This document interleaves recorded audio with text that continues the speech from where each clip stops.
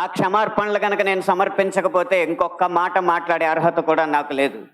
అయినా ఇక్కడ 4 మాటలు మాట్లాడడానికైనా నాకున్న ఒకే ఒక్క అర్హత ఏంటంటే, ఇక్కడ ఈ హైందవ శంఖారావాన్ని, శంఖనాదాన్ని పూరించిన విశ్వ హిందూ పరిషత్ నిర్వహించిన సరస్వతి శిశు మందిర్లో నా ప్రాథమిక విద్య అభ్యాసం జరిగింది కాబట్టి.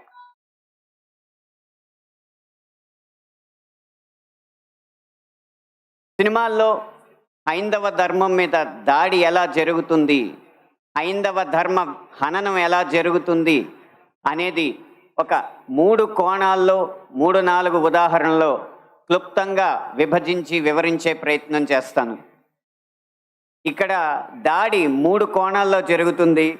అందులో ఒకటి కావ్యేతిహాస పురాణాలని వక్రీకరించడం, 2 తెర మీద కనిపించే పాత్రల్లో వినిపించే పాటల్లో హైందవ ధర్మాన్ని దుర్వినియోగం చేయడం, 3 తెర వెనక మా ముందు అన్యమతస్థుల ప్రవర్తన. ఈ 3 అంశాల్లో మొదటిది కావ్య పురాణేతిహాసాల వక్రీకరణ. వాల్మీకి రామాయణం, వ్యాస భారతం భారత సాహితీ వాన్మయ శరీరానికి 2 కళ్ళ లాంటివి. కానీ అదే వ్యాస భారతాన్ని, అదే వాల్మీకి రామాయణాన్ని వినోదం కోసం వక్రీకరించిన సందర్భాలు కోకొల్లలు. గత కొన్ని సంవత్సరాల ముందు వచ్చిన చిత్రాల నుంచి నిన్న మొన్న విడుదలైన కల్కి చిత్రం వరకు కూడా కర్ణుడికి పాత్రకి అనవసరంగా ఆపాదించిన గొప్పతనాన్ని చూసి ఒక సినిమా రంగానికి చెందిన వ్యక్తిగా నేను సిగ్గుపడుతున్నాను, నిర్మోహమాటంగా చెప్తున్నాను. అది కూడా ఈ కృష్ణా జిల్లా గడ్డ మీదే నిలబడి చెప్తున్నాను.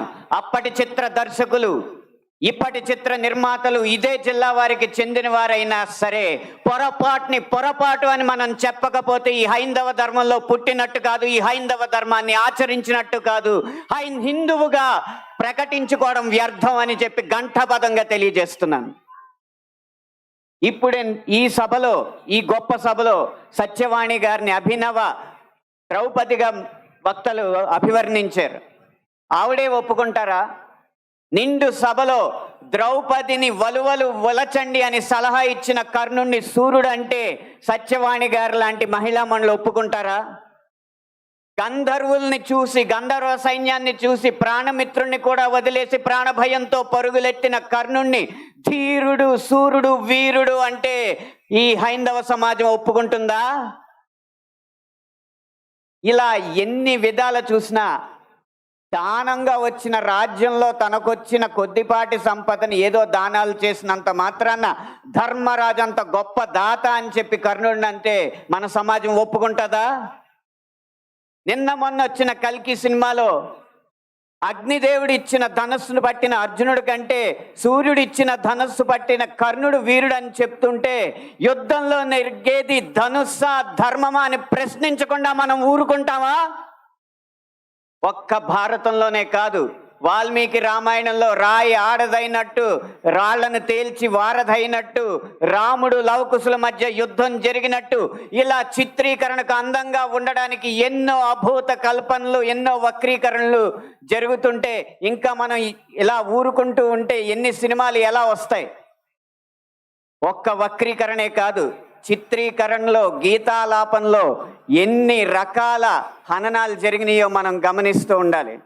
మీరు కొంతకాలం క్రితం ఒక హిందీ పాట వినే ఉంటారు, దమ్మరదం మిట్ జాయహం బోలో శుభ శ్యామ్ హరే కృష్ణ హరే రామ్. రండి దమ్ము కొడదాం, కలుసుకుందాం, శుభ సాయంత్రం చెప్పుకుందాం, తర్వాత హరే కృష్ణ హరే రామ్ అందాం. భగవత్ తత్వాన్ని, భగవద్భక్తిని జగత్ ప్రస్తుతంగా జగద్విదితం చేసిన ఇస్కాన్ వారి నినాదం హరే కృష్ణ హరే రామ్ని ఒక ఐటమ్ సాంగ్ లో పెట్టుకుంటే ఒప్పుకుంటామా? మీ ముందు ఇప్పుడు 2 దారులు ఉన్నాయి. కాళీ అన్న సినిమా డాక్యుమెంటరీ పోస్టర్లో కాళికామాత సిగరెట్ కాలుస్తుంటూ ఒక పోస్టర్ వేస్తే మన ముందు 2 దారులు ఉన్నాయి. ఒకటి నిమ్మకు నీరెత్తినట్టు కూర్చోవడం, 2 నిగ్గదీసి నిలదీయడం. మీ దారి 1, 2?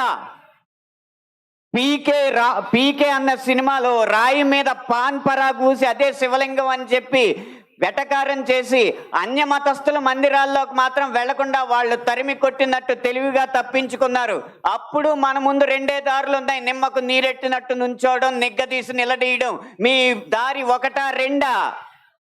కాస్మిక్ సెక్స్ అన్న సినిమాలో ఇంత అద్భుతమైన పీఠాధిపతుల ఆహార్యాన్ని అనుకరించి గురువులు పీఠాధిపతులు వచ్చిన శిష్యురాలతో శృంగార కార్యకలాపాలు చేస్తున్నట్టు చూపెడుతున్నారు. మీ ముందు రెండే దారులు ఉన్నాయి, ఒకటి నిమ్మకు నీరెత్తినట్టు కూర్చోవడం, రెండు నిగ్గదీసి నిలదీయడం. మీ ఆప్షన్ ఒకటా రెండా?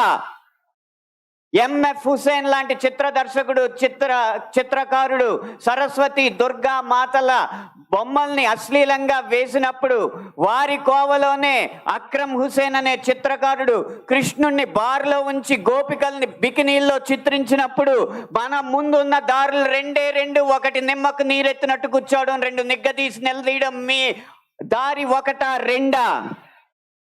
ఛత్రపతి శివాజీ తర్వాత అంత గొప్ప మరాఠా యోధుడు బాజీరావుని బాజీరావు మస్తానీగా ప్రేమ పిచ్చోడుగా చిత్రీకరించినప్పుడు మన ముందు రెండే రెండు దారులు ఉన్నాయి, ఒకటి నిమ్మకు నీరెత్తినట్టు కూర్చోవడం, రెండు నిగ్గదీసి నిలదీయడం. మీ దారి ఒకటా రెండా? ఇలా ఇన్ని విధాలుగా హననం జరుగుతుంటే ఇంకా మనం నిశ్శబ్దంగా కూర్చుంటే అది మన హైందవ సమాజానికే కళంకం అని నేను మనస్ఫూర్తిగా తెలియజేస్తున్నాను. పాటని ఎలా ఉపయోగించచ్చో, అదే హరే కృష్ణ హరే రామ్ని ఎలా ఉపయోగించచ్చో సీతారాం శాస్త్రి గారు మనకు తెలియజేశారు. హరే రామ హరే కృష్ణ కృష్ణ కృష్ణ హరే హరే. రాముణ్ణైనా కృష్ణుణ్ణైనా కీర్తిస్తూ కూర్చుంటామా, వాళ్ళేం సాధించారో కొంచెం గుర్తిద్దాం మిత్రమా. సంద్రం కూడా స్తంభించేలా మన సత్తా చూపిద్దామా, సంగ్రామంలో గీతా పాఠం తెలుపమా. ఇది పాట రాయడం అంటే, ఇది పాట ద్వారా సమాజ హితం కోరడం అంటే, ఇది పాట ద్వారా మార్పు తీసుకురావడం అంటే, ఇది పాట ద్వారా ఉత్సాహం రేకెత్తడం అంటే, ఉద్వేగం రేకెత్తడం అంటే, ఉత్తేజితుల్ని చేయడం అంటే. ఈ దారిలో మాలాంటి పాటల రచయితలు అందరూ నడవాలని నేను కోరుకుంటున్నా. ఇక ఆఖరి అంశం, మాకు వ్యక్తిగతంగా జరిగేది తెర వెనక సినిమాల్లో అన్య మతస్థులు చేసేది ఒక్క అనుభవం చెప్పి మీకు ముగిస్తాను. ఒక సినిమా పాట రాయడానికి నేను ఒక సంగీత దర్శకుడి దగ్గరికి వెళితే ఆ పాటలో బ్రహ్మాండ నాయకుడు అన్న హిందూ పదం ఉందని చెప్పి ఆ పాట చేయనన్నాడు. నువ్వు ఒక్క హిందూ పదం ఉందని చెప్పి పాట చేయనన్నావు కాబట్టి జీవితాంతం నువ్వు చేసిన ఏ పాటకి నేను రాయనని చెప్పి ప్రతిజ్ఞ చేసి 15 సంవత్సరాలుగా ఆ వ్యక్తికి నేను పాట రాయలేదు. అలాగే ఒక పక్క రాష్ట్రం సంగీత దర్శకుడు వెళ్ళగానే దర్శక నిర్మాతలతో తిరుపతి ఆలయ విధానాలని విమర్శిస్తూ ఉంటే వాళ్ళు మిన్నక కూర్చుంటారు, ఎందుకంటే వాళ్ళకి మార్కెట్ ఉంది కాబట్టి. ఇదే మనం గీత గీయాలి కింద. సినిమా అనేది నేను ముందు చెప్పినట్టు వ్యాపారాత్మకమైన కళాత్మకమైన వ్యాపారం కాబట్టి ఆ వ్యాపారాన్ని సినిమాకి లేకుండా చెయ్యాలంటే హిందూ ధర్మాన్ని హననం చేసే సినిమాలని, హిందూ ధర్మంపై దాడి చేసే సినిమాలని ప్రభుత్వం బహిష్కరించకంటే ముందు మనం తిరస్కరించాలి. బహిష్కరణ కంటే తిరస్కరణే గొప్ప మార్గం. ముందు మనం తిరస్కరిద్దాం. వాటికి వ్యాపారం రాదు, డబ్బులు రావు. డబ్బులు రాకపోతే ఏ నిర్మాత వచ్చి హిందూ ధర్మాన్ని హననం చేసే సినిమా తీస్తాడో మనం చూద్దాం. భం భం భం భం భళా భళా మోగిందిర శంఖారావం, ఇది హైందవ శంఖారావం. హిందూ బంధువులందరొక్కటై ముందుకే గమని భావం, ముందు చూపాలి ప్రభావం. 3 నిమిషాల ఈ పాట రాసే అవకాశాన్ని, 5 నిమిషాల ఈ ప్రసంగం చేసే అవకాశాన్ని నాకు ఇచ్చిన ఈ నిర్వాహకులకి వేవేల పాదాభివందనాలు తెలియజేసుకుంటూ జై హింద్.